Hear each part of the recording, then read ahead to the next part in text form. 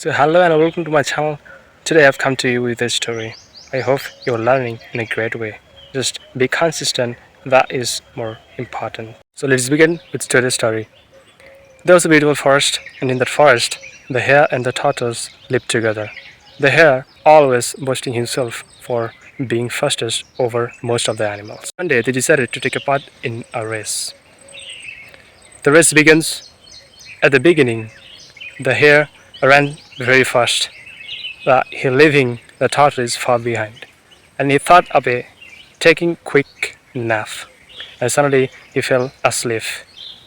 When he was sleeping, the tortoise kept moving slowly and steadily. When the hare woke up from his sleep, it was the game was over, because the tortoise crossed the final line and he wins the race. The tortoise wins the race.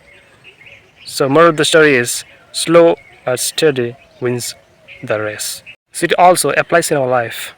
If you want something, you have to work hard on that and be consistent. So that was for today's video. I hope you liked this video. If you did, make sure you share and subscribe this channel. Till then, thank you.